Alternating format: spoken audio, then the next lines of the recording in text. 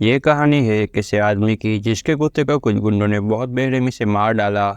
लेकिन वो इस बात से अनजान थे कि यह आदमी खुद बहुत बड़ा माफिया है और पूरा अंडरवर्ल्ड इससे थर थर कांपता है। मूवी की शुरुआत में हम जॉन विक को देख पाते हैं जो बहुत बुरी हालत में अपनी कार से बाहर निकलता है। फिर वो अपनी जेब में से फ़ोन निकालता है और एक वीडियो को प्ले करता है जिसमें हमें उसकी वाइफ को दिखाया गया।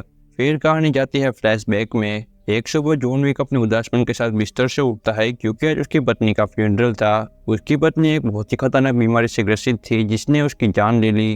जॉन विक अपने वाइफ के फ्यूनरल में गया और अपनी वाइफ को आखिरी सलाम बोला। थोड़ी देर तक वो वहीं रुका रहा, तभी वहां पर उसका पुराना दोस्त आता है जिसका नाम था मार्कस। जॉन को लगता है कि मार्कस उसे फिर से उसके साथ काम करने के लिए मनाने आया है, लेकिन वो तो सिर्फ जॉन को उसकी वाइफ की मौत के लिए दिलासा देने आया था। उसी रात जॉन को एक पार्सल आया और उस पार्सल में से उसे एक पपी मिला और एक लेटर भी मिला जो उसकी पत्नी ने मरने से पहले लिखा था। उसमें लिखा था कि मेरी मौत के बाद तुम्हारा प्यार पर से विश्वास उठ जाएगा, इसलिए मैं तुम्हें एक गिफ्ट दे रही हूँ ताकि तुम फिर से प्यार करना सीख सको। ये सुनकर वो फूट फूट कर रोने लगता है। उसकी पत्नी ने उस कुत्ते का नाम रखा था डेजी। जॉन ने उसके सोने के लिए बिस्तर लगाया और कुछ देर उसके साथ खेलने के बाद सोने चला गया। अगली सुबह उसे पता चला कि उसके पास तो कुत्तों का खाना है ही नहीं, इसलिए वो अपनी मस्टैंग लेकर बाहर खाना लेने के लिए निकल गया। रास्ते में वो एक पेट्रोल पंप पर रुका और अपनी कार में पेट्रोल भरवाने लगा। तभी वहां पर कुछ गुंडे आ गए जिसमें शहर के सबसे बड़े माफिया का बेटा भी था जिसका नाम था यूसुफ। उसने जॉन से उसकी कार की प्राइस पूछी और उसे बेचने की सलाह दी, लेकिन जॉन ने मना कर दिया। यूसुफ गुस्सा होकर उसे रस्ते में गाली देने लगा,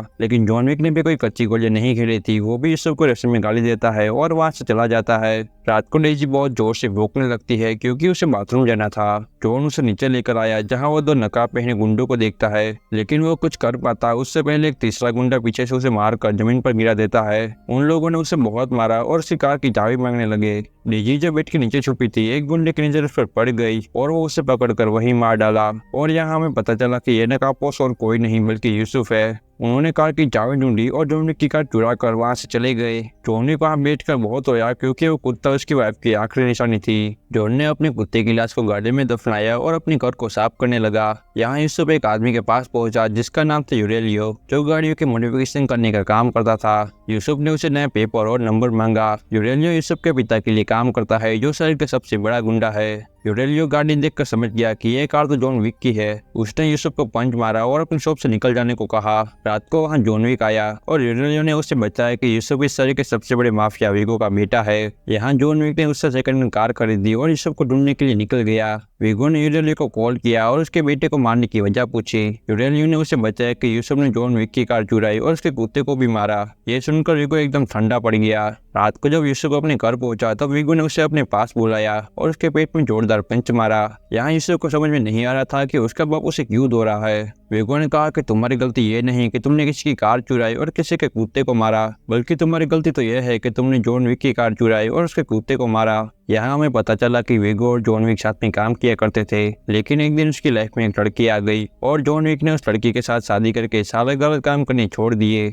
आप जॉन विक की शक्तियों का इससे अंदाजा लगा सकते हो कि उसने सिर्फ एक मामूली पेंसिल से कितनी किलाचे बिछाई थी। विगो ने कहा कि देख बेटे, अगर जॉन विक तुझे मारने निकला है तो तुम्हारे बचने के चांसेस सिर्फ 1% है, लेकिन बदकिस्मती से तू मेरा बेटा है। विगो ने जॉन विक को कॉल किया और मामला सुलझाने की कोशिश की, लेकिन जॉन विक बिना कुछ सुने ही फोन रख देता है। इसके बाद वो अपने पुराने घर में गया और फर्श तोड़कर अंदर से कुछ बंदूकें और कई सारे सोने के सिक्के निकाले। विगो को अपने बेटे को बचाने का और कोई रास्ता नहीं देखा, इसलिए उसने जॉन को मारने का सोचा। रात को उसने 12 हिटमैन की टीम को जॉन के घर भेजा, लेकिन जॉन विक बारी बारी से सबको मारने लगा और आखिरी हिटमैन को चाकू मार के ये खूनी खेल खत्म किया। तभी उसकी डोर की घंटी बजी। बाहर एक पुलिस वाला खड़ा था। लाश को देखकर उसने जॉन से पूछा कि क्या तुमने फिर से अंडरवर्ल्ड ज्वाइन कर लिया है, लेकिन जॉन ने कहा कि वो बस एक पुराने हिसाब क्लियर कर रहा था। पुलिस वाला वहां से चला गया। फिर जॉन ने एक टीम को कॉल किया जो क्राइम सीन की सफाई और लाशों को ठिकाने लगाने में माहिर थे। उन्होंने फटाफट से घर की सफाई की और जाते वक्त जॉन ने उसे कुछ सोने के सिक्के दिए। वहाँ विगो मार्कस के पास पहुंचा और जॉन को मारने के लिए 2 मिलियन का ऑफर दिया। मार्कस ने उस ऑफर को एक्सेप्ट कर लिया।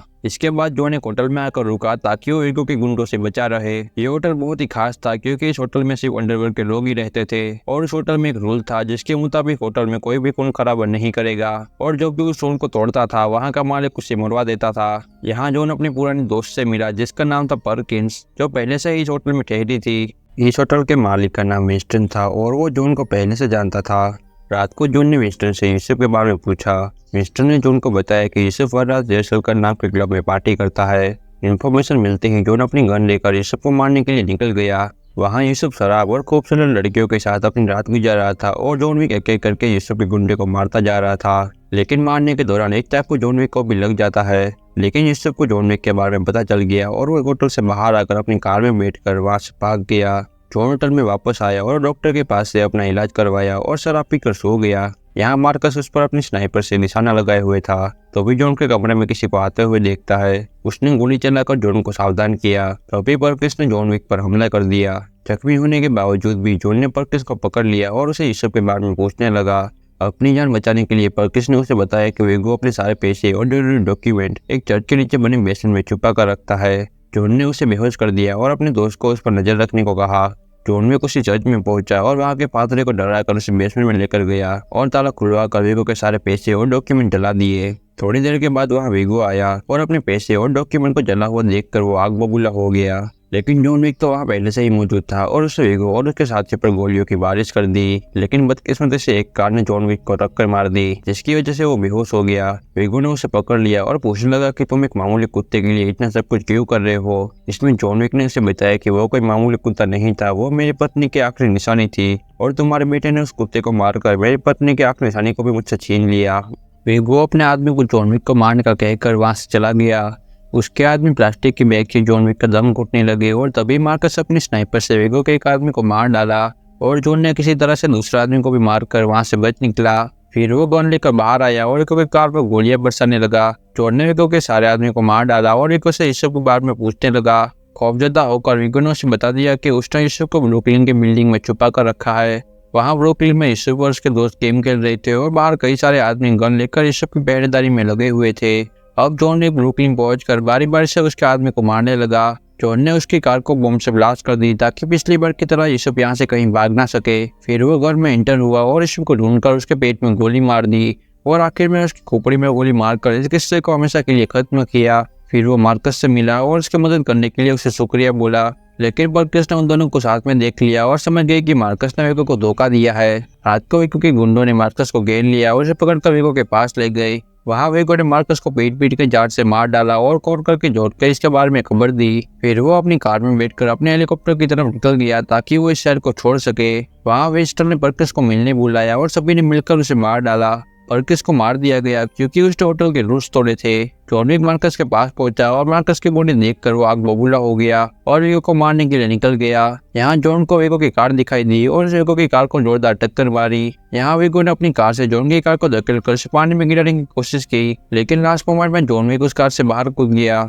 इसके बाद ये दोनों आपस में लड़ने लगे। वेगो ने जॉन को चाकू मारने की कोशिश की, लेकिन जॉन ने चाकू से बचने के बजाय उस चाकू को अपने पेट में घुसा दिया और वेगो का हाथ तोड़कर उसे जमीन पर गिरा दिया। फिर जॉन ने उस चाकू को अपने पेट से बाहर निकाला और वेगो के गले में गुस्सा कर वेगो को मार डाला। फिर कहानी इस मोमेंट पर आई जहाँ से उसकी शुरुआत हुई थी। जॉन उसकी वाइफ की वीडियो देखता है और उसकी वीडियो को देखकर उसे थोड़ी हिम्मत आती है। वो पास ही के एक कुत्तों के शॉप में जाकर अपने जख्मों पर दवाई लगाता है और वहाँ से एक कुत्ता लेकर अपने घर की तरफ निकल जाता है। और इसी के साथ ये शानदार कहानी यहीं पर खत्म हो जाती है। अगर आप इस मूवी का दूसरा पार्ट देखना चाहते हो तो हमें कमेंट बॉक्स में जरूर बताइएगा। फिर मिलते हैं इसी किसी कहानी के साथ, तब तक के लिए keep watching and stay safe. मिलते हैं अपने नेक्स्ट वीडियो में।